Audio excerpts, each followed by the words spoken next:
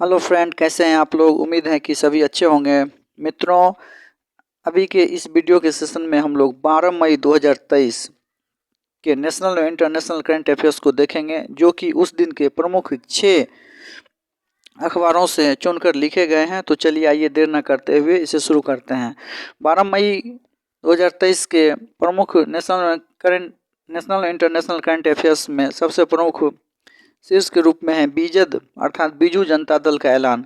हाल ही में बिहार के मुख्यमंत्री नीतीश कुमार ने उड़ीसा की राजधानी भुवनेश्वर का दौरा किया था और इस दौरे में उन्होंने तीसरे फ्रंट के रूप में बीजू जनता दल को भी विपक्षी एकता के मंच पर लाने का प्रयास किया था, लेकिन उनके द्वारा यह किया गया प्रयास पूर्णतः सफल नहीं रहा था और बीजू जनता दल के प्रमुख एवं उड़ीसा के मुख्यमंत्री नवीन पटनायक ने इसे खारिज करते हुए मात्र शिष्टाचार भेंट की संज्ञा दी थी। तो इसी क्रम में अब यह पूर्ण रूप से खुलकर सामने आ गया है कि बीजद जो है वो 2024 का लोकसभा चुनाव अकेले लड़ेगा। तो याद रखिएगा, जो बीजद जो है वो विपक्षी एकता मंच से बाहर रहेगा और वह अकेले अर्थात अपने दम पर 2024 का लोकसभा का चुनाव लड़ेगा। और बीजेद अर्थात बीजू जनता दल के उड़ीसा के उप मुख्यमंत्री नवीन पटनायक जी हैं। नेक्स्ट है आईपीएल के इतिहास में सबसे तेज अर्धशतक लगाने वाले खिलाड़ी। जी हाँ, याद रखिएगा, आईपीएल के इतिहास में सबसे तेज अर्धशतक लगाने वाले खिलाड़ी यशस्वी जायसवाल बन गए हैं और 13 गेंद पर इन्होंने अर्धशतक लगाया है। आईपीएल में सबसे अधिक विकेट लेने वाले गेंदबाज चहल बन चुके हैं और ये चेन्नई सुपर किंग्स की तरफ से खेले हैं और इन्होंने कलकत्ता नाइट राइडर्स के खिलाफ अपना यह कीर्तिमान स्थापित किया है। तो याद रखना है कि आईपीएल के इतिहास में सबसे तेज अर्धशतक लगाने वाले खिलाड़ी तो यशस्वी जायसवाल और आईपीएल में अब तक सबसे अधिक विकेट लेने वाले गेंदबाज तो चहल।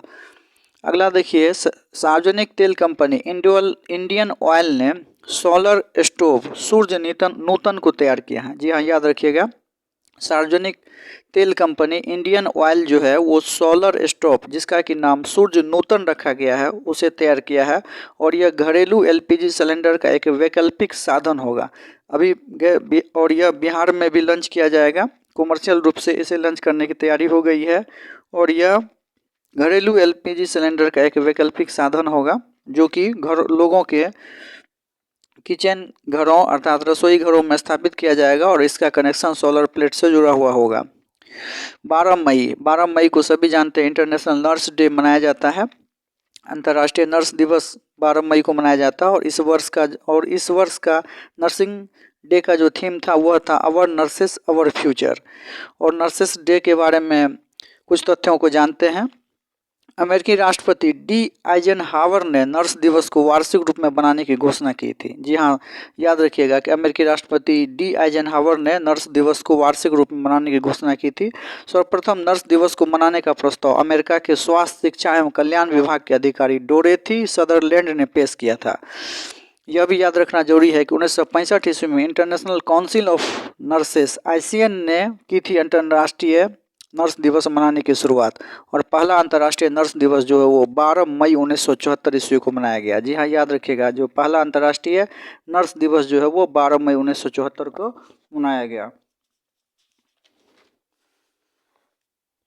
अगला करंट अफेयर्स जो कि आपके स्क्रीन पे स्पष्ट रूप से दिख रहा होगा, इसे देखिए। विश्व स्वास्थ्य संगठन ने मंकी पॉक्स को ग्लोबल हेल्थ इमरजेंसी लिस्ट से बाहर कर दिया है।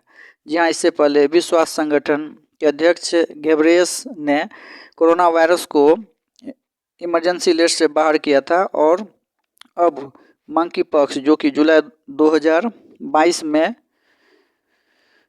एक प्रमुख हेल्थ इमरजेंसी के रूप में उभरा था, जिसे विश्व स्वास्थ्य संगठन ने इमरजेंसी लिस्ट से बाहर कर दिया है। अगला करंट अफेयर्स देखिए, जिले में ड्रोन से निगरानी करने वाला पहला राज्य केरल बन चुका है। जी हाँ, केरल के जितने भी पुलिस जिले हैं उसमें पुलिसिया तंत्र को सुचारू रूप से स्थापित करने के लिए ड्रोन निगरानी प्रणाली स्थापित की गई है। और यह याद रखना जरूरी है कि ड्रोन से निगरानी करने वाला प्रशासनिक व्यवस्था तैयार करने वाला पहला राज्य कौन सा है, तो केरल।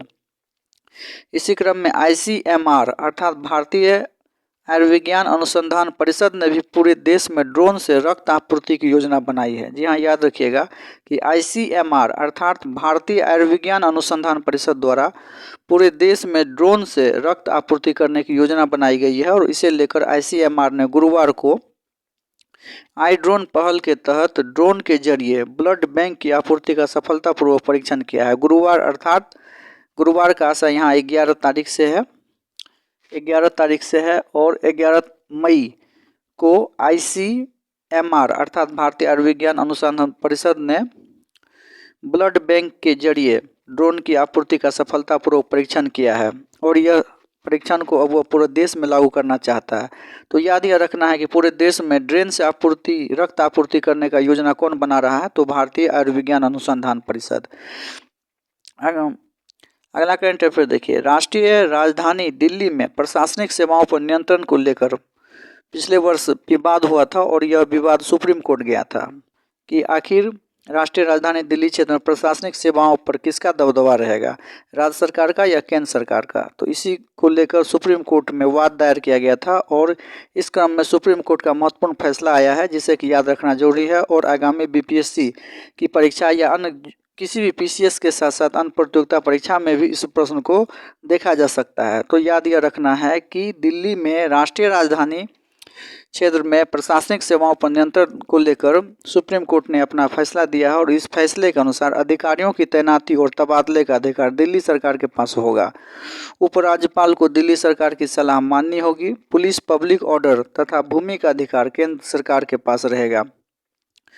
तो यह याद रखना है कि दिल्ली सरकार का कद जो है वो LG अर्थात लेफ्टिनेंट गवर्नर के कद से ऊंचा रखा गया है, ऐसा आप समझ सकते हैं। मित्रों, यदि आप चैनल पर नए हैं तो चैनल को सब्सक्राइब कर लीजिए, इससे आपको चैनल का नोटिफिकेशन मिलेगा। साथ ही साथ आप करंट अफेयर्स से रूबरू भी हो पाएंगे और यदि आप इसे अपने कॉपी या डायरी में लिखते हैं तो आगामी आने वाली परीक्षा के समय में आपको रिवाइज करने में काफ़ी सहूलियत होगी। तो मैं आपसे यह कहना चाहूँगा कि यदि आप इसे लिखकर याद करते हैं तो यह आपके लिए काफ़ी फायदेमंद होगा।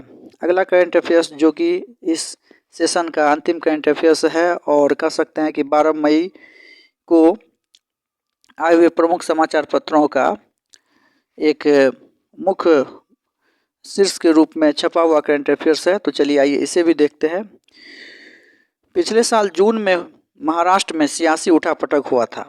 सभी जानते हैं कि सियासी उठापटक में शिवसेना के प्रमुख उद्धव ठाकरे ने इस्तीफा दे दिया था और उसके स्थान पर उन्हीं के ही सहयोगी एकनाथ शिंदे मुख्यमंत्री बन गए थे।